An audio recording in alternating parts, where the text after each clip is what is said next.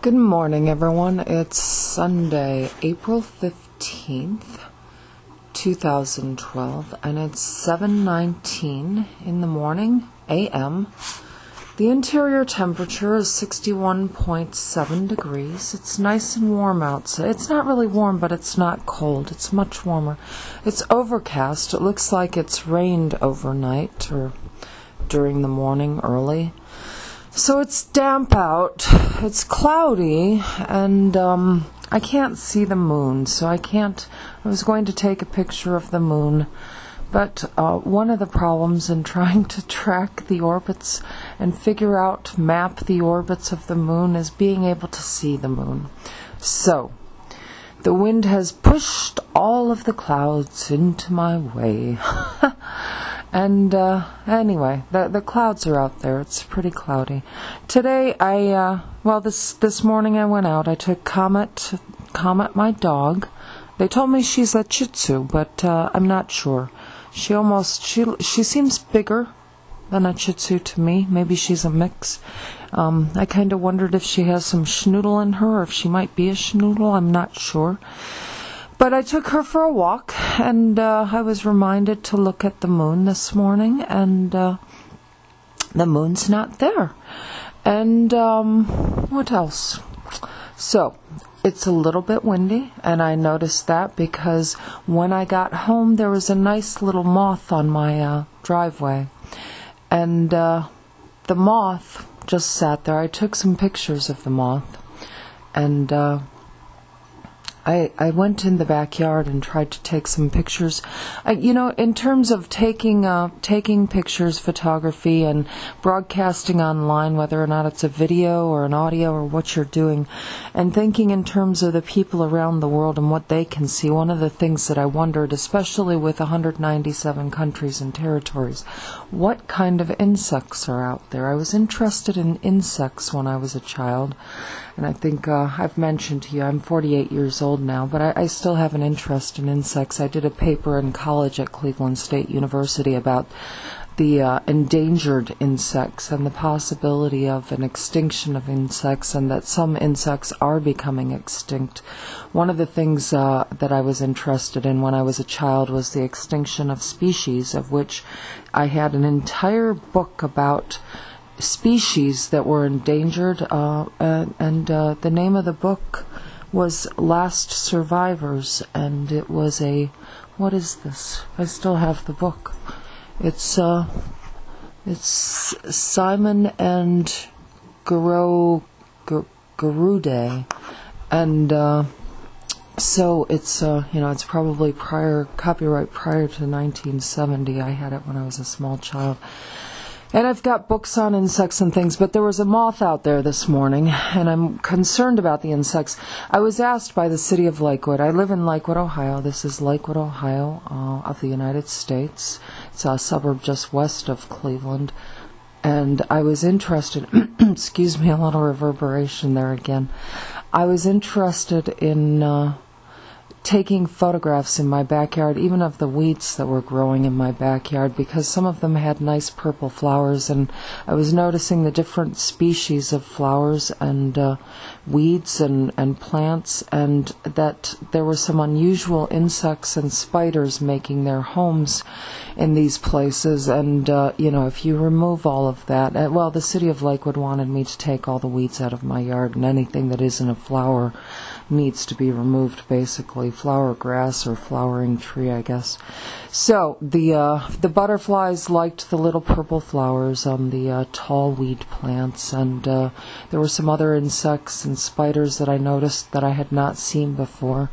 When I was a child, I was catching ants and spiders and worms, and we had roly-poly potato bugs, and so I was doing that, and I still look for all the insects and spiders, and it's kind of fun, especially when you're a kid. Even when I was about 18 years old, I caught a spider and scared my girlfriend, and she doesn't like spiders, and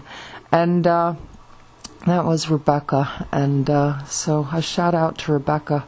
I think Rebecca moved to Wales, but I'm not sure. I don't know what happened to her. But there was a nice little moth outside my door this morning, and it looks like he or she has some dew on its wings. It's alive. I nudged him ever so slightly just to see if someone put a little dead moth in front of my door, or if it's actually a moth. I have a book, and I'm not sure. I was trying to find the moth to see if I could try to identify it, and I'm not really officially qualified to identify insects and spiders and things, but I have a little book called the National Audubon Society Field Guide to Insects and Spiders, and that's for North America. I was wondering, is there an encyclopedia of all of the insects? Oh, there's Comet. She's making some noise. She wants some attention. She's playing with a big plastic something. So is there a set of encyclopedias for all the insects or all the spiders all over the world?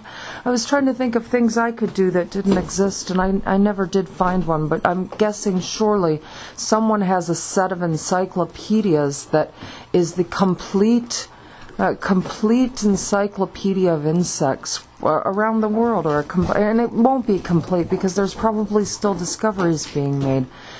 But, or a complete encyclopedia of spiders.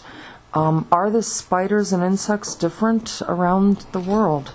And so anyway, what I had there was a small insect on some of the weeds that I tried to take a picture. And with photography, it's difficult because the insects you've got things to worry about in photography, like the wind and whether or not I had an interest in photography when I was a kid, and I have a great book on field photography that my friend Sarah got me. I still have that, and one of the things you are concerned about with photography, especially outside field photography, is the weather elements that you have to deal with, and such as rain or wind.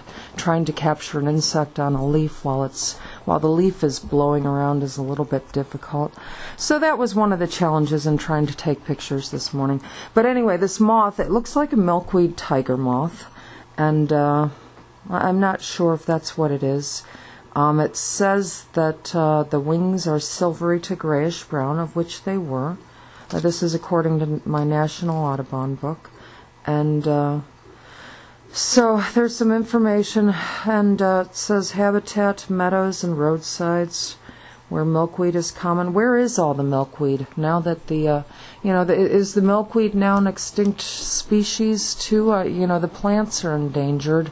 That's an issue. If we pour pesticides all over everything and remove everything, those are species that insects and spiders depend on for their homes and their food source.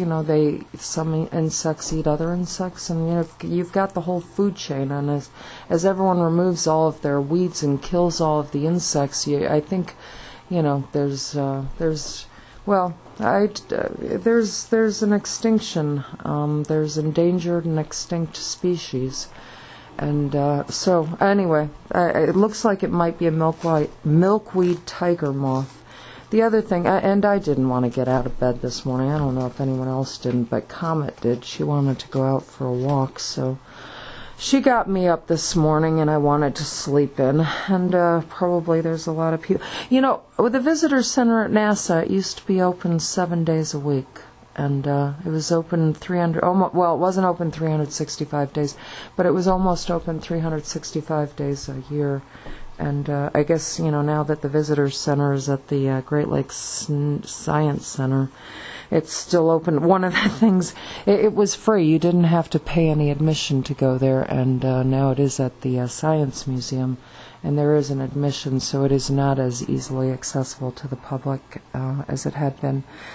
And but anyway, another thing just on my brain, since today is Sunday, and I've got morning voice. This is like, it's not completely my normal voice, because I almost don't talk with a normal voice anymore, because I have like an attitude voice or something.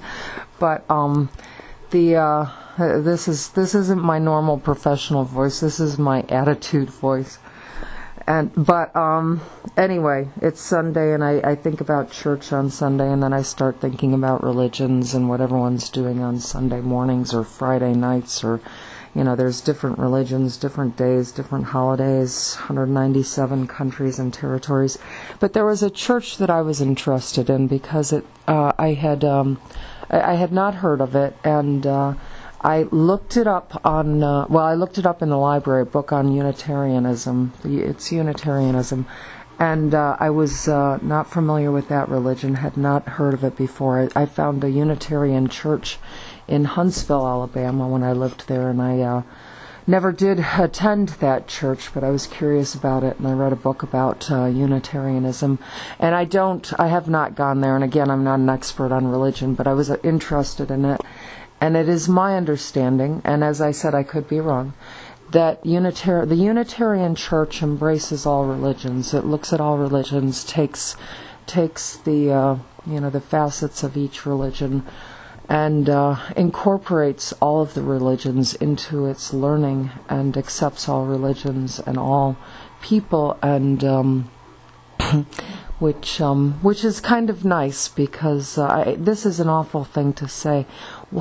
It really is, and I almost hesitate to say this, but about 25 years ago, I've been married and divorced a couple times, but about 25 years ago, I was interested. Well, I was in the process of getting married to my first husband, and I was interested in the Episcopal Church, and there was a beautiful little Episcopal church.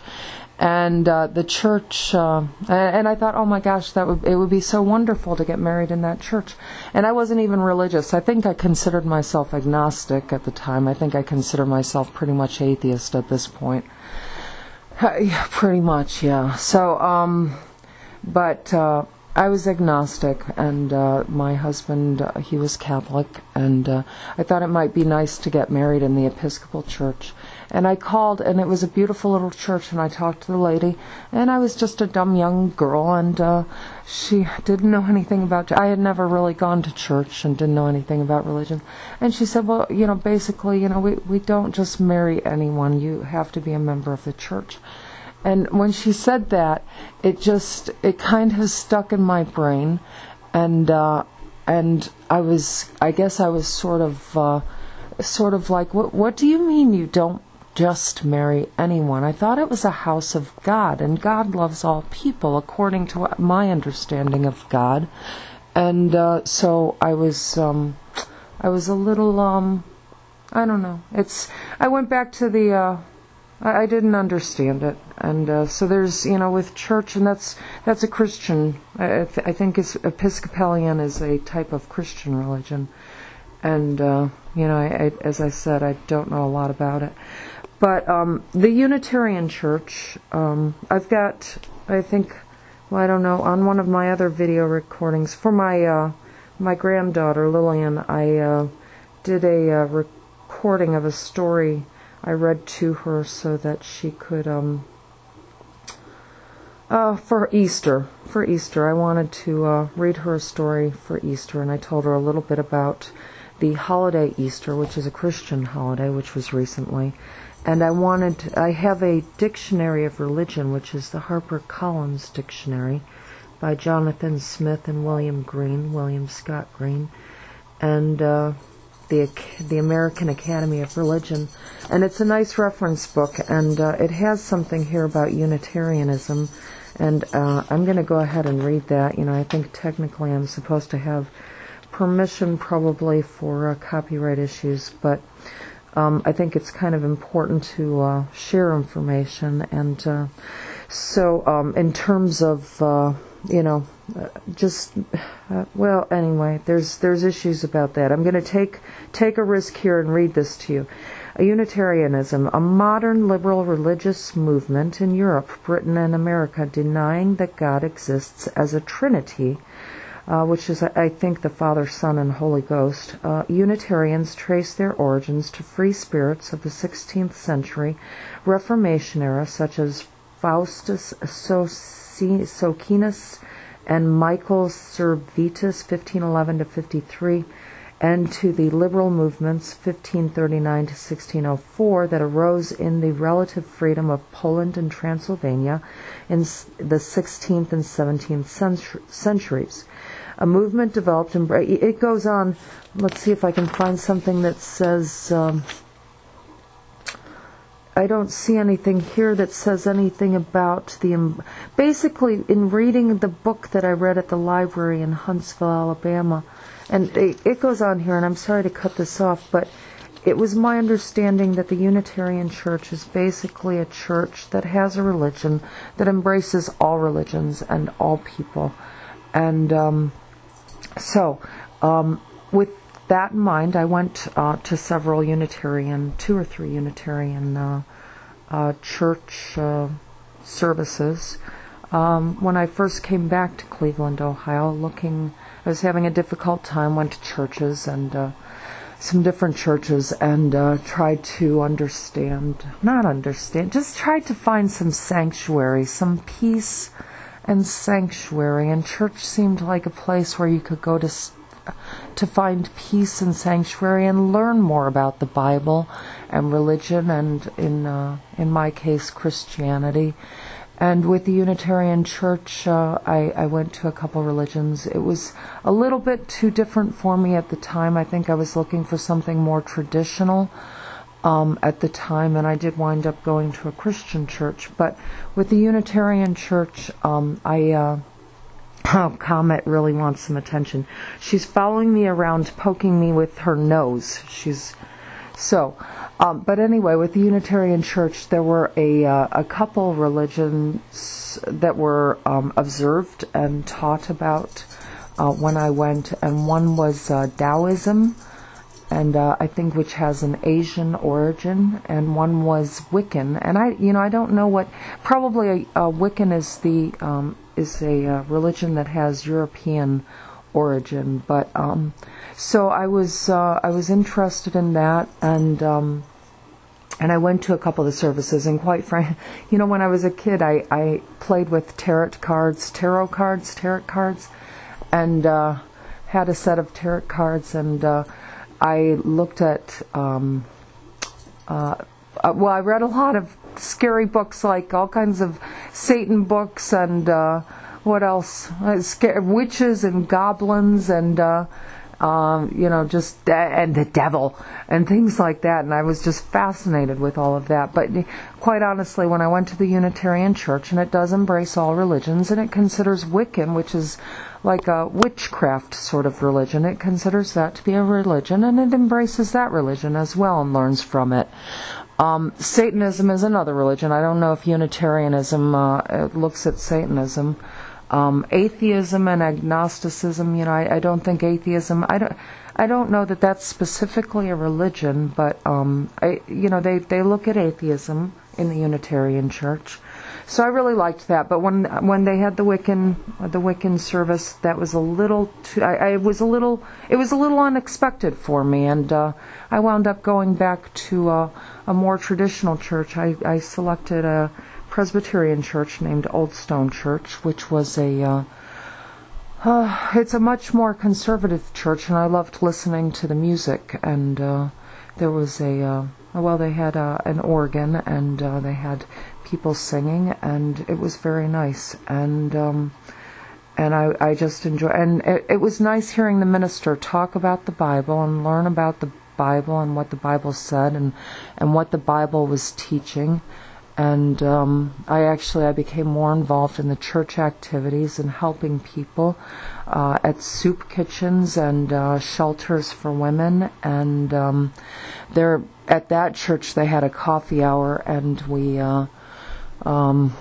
would gather after the service and have snacks and talk and visit. And there's an awful lot to going to church if you want to become involved. There's a lot going on, and in terms of getting involved, I think church is a nice thing, and I really I respect people not just because they go to church, but sort of. I admire people that go to church, that get up in the morning and go to church, or have a religious. I don't know a lot about a lot of different religions, but I was kind of raised around Christianity, and I'm kind of almost jealous, that people do have a strong faith and a belief in God, and I think it's nice to be able to have that comfort, to have the comfort of someone, to have the comfort of a belief in God and a trust in God, of which, was the basis, part of the basis of the United States here.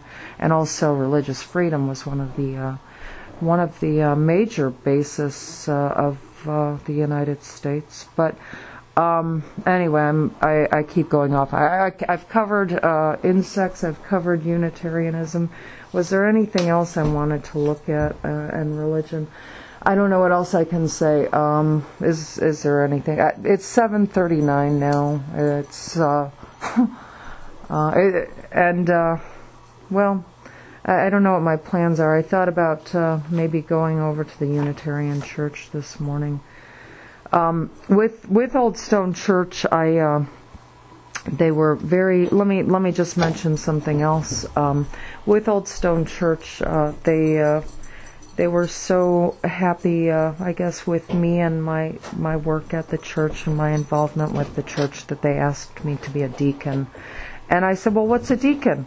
And they said, well, it's. I didn't get a real strong, in-depth sort of explanation, but basically, a deacon is someone who helps the minister and helps the church, and you help in the church services, and you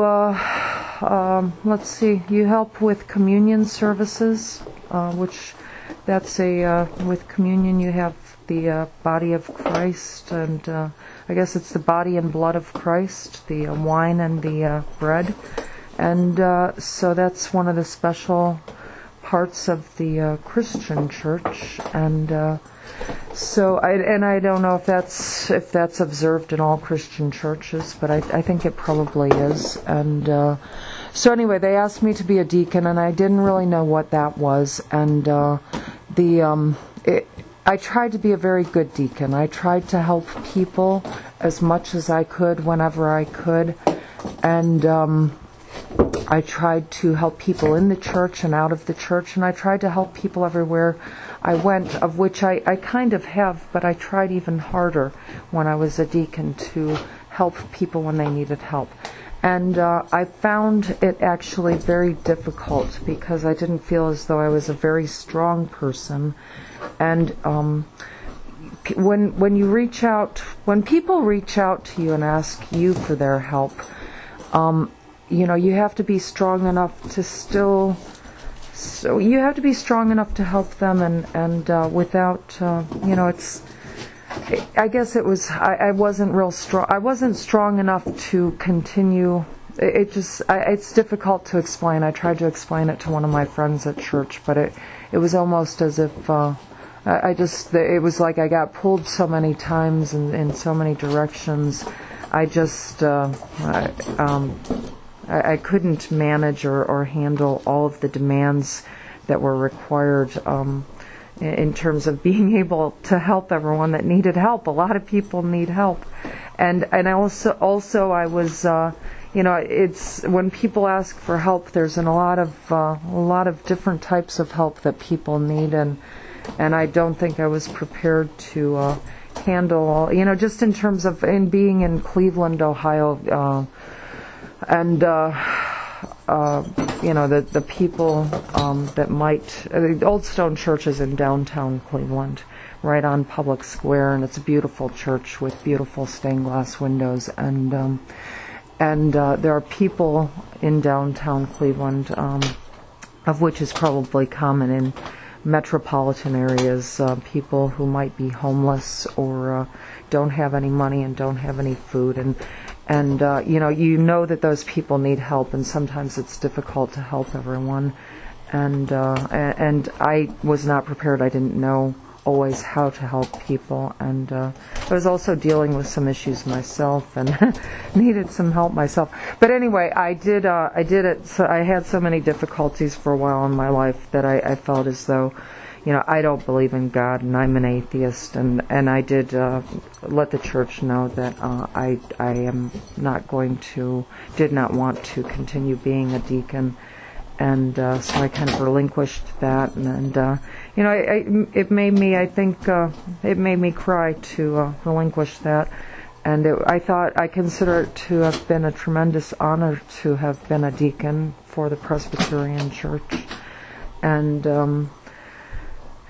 so anyway, I'm no longer a deacon, but I did let the church know, and I've talked to some of my friends at church about that, and my heart and my head are in the right place. I've got a good heart and a good head, and I still try to help people, but I really truly, I think I know now that I really don't believe in God, at least not at this point in my life, and so I think, a belief in God and a faith in God is something that you have to have in order to be a deacon in a Presbyterian church. I think that's one of the parts, one of the things that goes along with being a deacon. So, according to my understanding. But anyway, I'm going to sign off. There's a lot to all of that, and it's 7:45 now in the morning, and that's it. Maybe I didn't come back after yesterday morning's broadcast, but later on in the day I was tired and busy and grumpy and storming around, being angry at the world about this and that. But anyway, that's it for now. I don't know if I'll broadcast again later, or record later, but that's it for now. Everyone have a wonderful day, a happy Sunday, and if you are going to church, have a wonderful service, and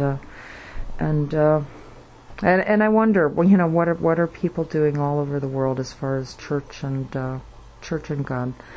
But have a great day. Bye.